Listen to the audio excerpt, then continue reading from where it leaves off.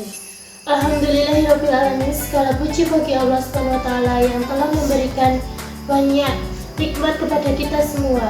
Nikmat iman, nikmat Islam, nikmat kesehatan, sehingga kita dapat berkumpul di tempat ini dengan keadaan baik. Salawat serta salam, semoga kita selalu tercurah kepada junjungan kita Nabi Muhammad SAW yang telah membawa kita dari zaman kegelapan menuju zaman yang penuh cahaya Islam. Pada kesempatan kali ini, kami berdua akan menyampaikan dakwah singkat dengan tema yang sangat penting dalam kehidupan sehari-hari, yaitu menjaga lisan. Teman-teman, lisan kita kecil, tapi dampaknya bisa sangat besar.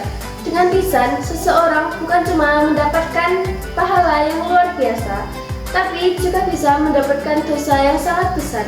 Betul sekali.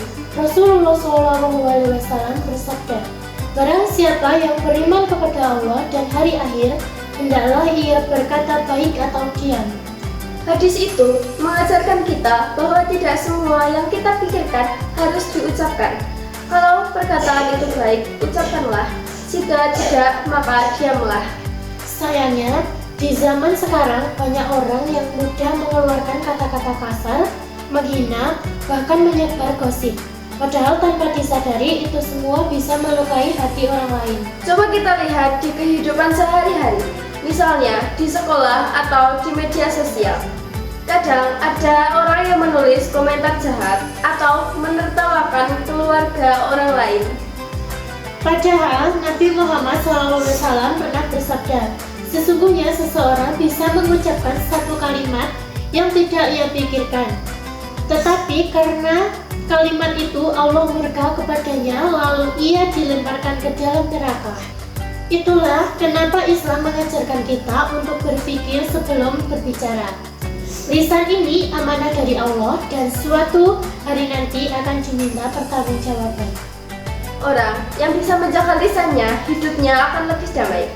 Ia tidak suka mencari kesalahan orang lain, dan orang pun merasa nyaman di dekatnya.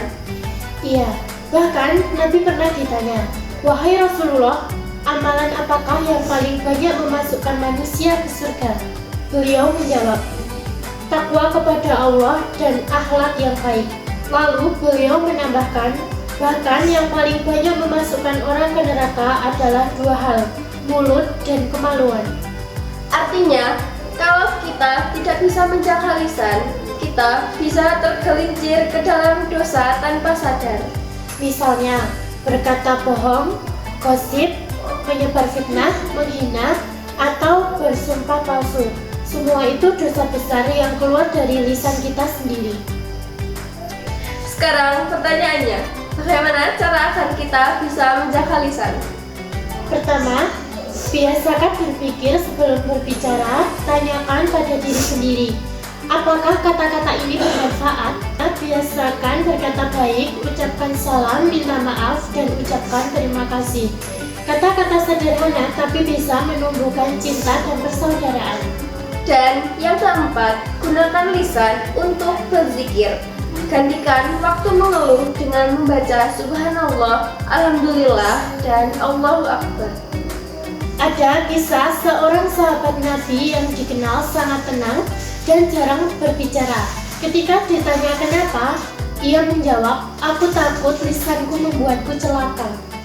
Itulah orang yang benar-benar sadar betapa bahayanya ucapan. Ia tidak diam karena sombong, tapi karena ia menjaga diri dari dosa. Berbeda dengan kita sekarang, banyak bicara tapi sedikit manfaat. Kadang yang diucapkan bukan nasihat, tapi justru keluhan, gosip, atau amarah. Maka mulai sekarang, mari belajar dari sahabat Nabi itu. Sedikit bicara tapi bermakna, diam tapi berpahala. Sahabat-sahabat sekalian, menjaga lisan bukan hanya soal sopan santun, tapi juga tanda keimanan. Orang yang lisannya baik, hatinya juga bersih. Karena lisan adalah cerminan hati. Mari kita jadikan lisan ini sebagai sumber pahala, bukan sumber dosa. Gunakan untuk menyebar kebaikan, mengingatkan dalam kebenaran, dan berkata yang menenangkan hati. Semoga Allah menjadikan kita semua hamba-hamba yang mampu menjaga lisan dan menebarkan kebaikan dimanapun berada. Sahabat muslimah, untuk selanjutnya kita bahas tentang bersyukur dalam kehidupan sehari-hari. Ustazah Fia, banyak orang mengucapkan Alhamdulillah, tapi apakah itu sudah cukup untuk disebut bersyukur? Nah, ini menarik untuk kita bahas. Syukur itu bukan hanya ucapan. Ulama menjelaskan bahwa syukur itu memiliki 3 bagian. Apa saja itu? Syukur dengan hati, menyadari bahwa semua nikmat berasal dari Allah. Syukur dengan lisan, memuji Allah dengan mengucapkan Alhamdulillah, Astagfirullah, dan lain sebagainya.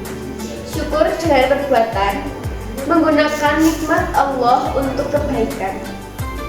Betul sekali.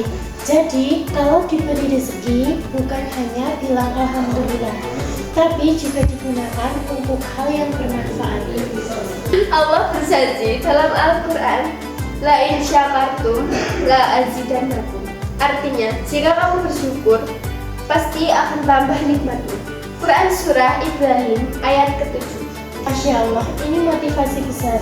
Kadang orang merasa hidupnya sempit karena lupa menghitung nikmat.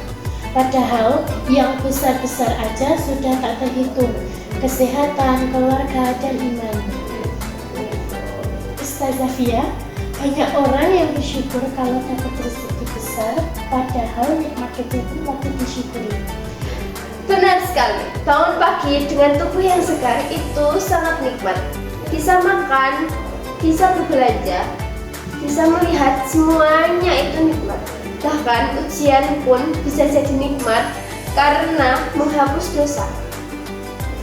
Masya Allah, begitu pula dalam keluarga. Mengucapkan terima kasih kepada pasangan atau orang tua juga bagian dari syukur. Karena Nabi mengajarkan, barang siapa tidak beriman kasih kepada manusia, ia belum bersyukur kepada Allah.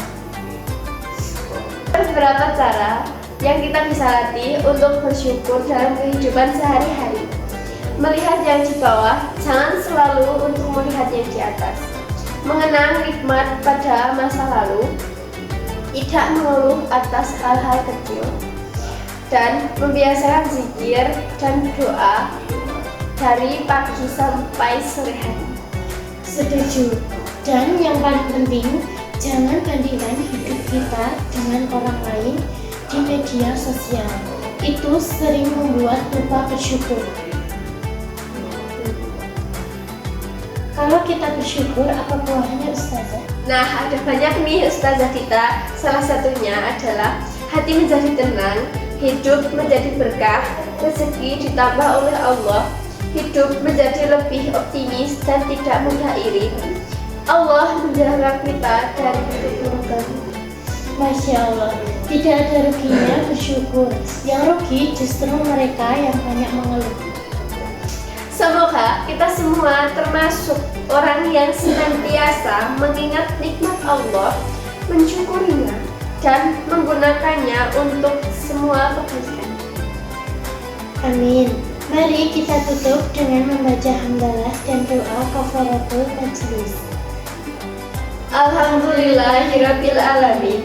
Subhanakallahumma wa bihamdika asyhadu an la ilaha illa anta astaghfiruka wa atubu ilaik. Wassalamualaikum warahmatullahi wabarakatuh.